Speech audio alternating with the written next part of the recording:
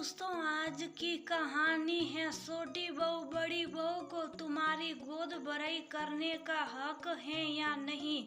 दोस्तों, कहानी शुरू करने से पहले अगर आपने हमारे चैनल को सब्सक्राइब नहीं किया हो तो कर लीजिए ताकि आपके पास पहुंच सके हर नया वीडियो।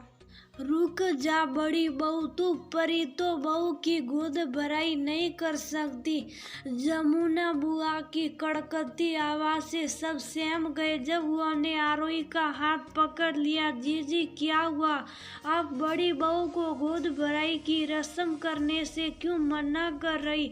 सुलेखा ने अपनी बड़ी बहू आरोही का हाथ जमुना के हाथों से छुड़ाकर पूछा। पागल हो गई हो भाभी, जानबूझकर अमंगल कराना चाहती हो प्रीतो बहू के साथ एक ऐसी अभागन से उसकी गोद भरवा रही जिसकी खुद की गोद भरी नहीं। जमुना बुआ ने हिकारत की नजर से आरोही को देखा। जमुना की बात सुनवा बैठी। सभी औरतें खुसुर फुसुर करने लगी। सही कह रही जमुना जीजी, आरोही की शादी को 7 साल हो गए और अभी तक इसकी कोक सुनी है।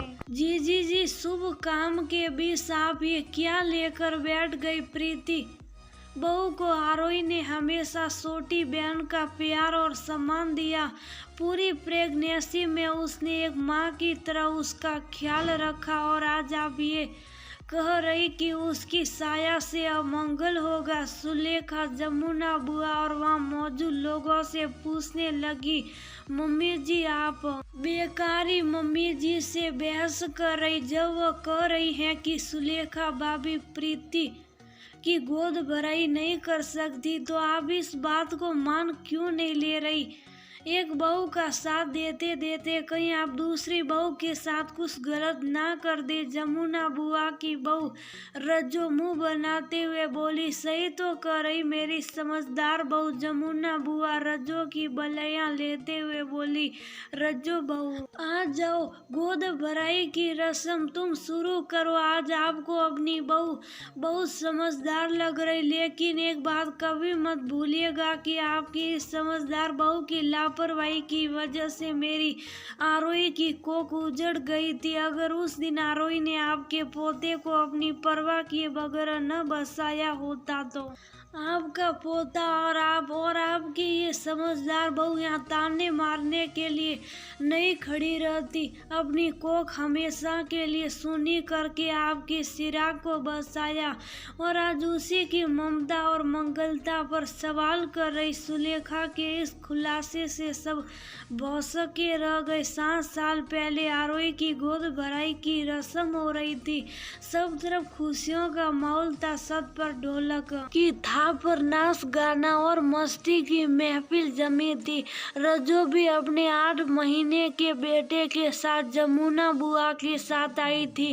वो नाश्ते में इतनी मगन थी कि उसका ध्यान ही रहा कि कब चिराग शेयर खिसका कर रेसिंग के किनारे लटक गया। आरोही की जैसे ही नजर लटके चिराग पर गई, वह जल्दी से दौड़ते हुए चिराग को पकड़कर नीचे कर दी, लेकिन इसी बीच उसका पैर कुर्सी में फंस गया और वह पेड़ के बल गिर गई। जब तक अस्पताल पहुंचे सब कुछ उजड़ चुका था। चोट इतनी गहरी थी कि बच्चे के साथ ही गर्भाशय की मसल्स भी बुरी तरह रप्चर हो गई। सुलेखा जी ने बहुत ही मुश्किल से उसे संभाला। 7 साल बाद प्रीतो की प्रेगनेंसी की खबर से आरोही के दिल में ममता जगी और उसने प्रीतो की जिम्मेदारी खुद ले ली। प्रीतो बहू, तुम्हें पूरा सच पता है। मैं ये निर्णय तुम पर छोड़ती हूँ कि तेरी जेठानी को तेरी गोद भराई करने का हक है या नहीं। सुलेखा ने प्रीतो बहू से पूछा। प्रीतो ने खुशी खुशी हाँ किया। मम्मी जी की तरह मैं भी यही चाहती हूँ कि मेरी गोद भराई की रस्म भाभी ही सबसे पहले करे। सुलेखा और प्रीतो की बात सुनकर जमुना बुआ और रज्जू चुपचाप एक कोने में बैठ गई, क्योंकि अब सभी औरतें उन्हें गुस्से और नफरत से देख रही थी। आरोही ने गोद भराई की रस्म पूरी की और सुलेखा जी अपनी दोनों बहुओं को गले लगाकर खुशी से रो रही थी।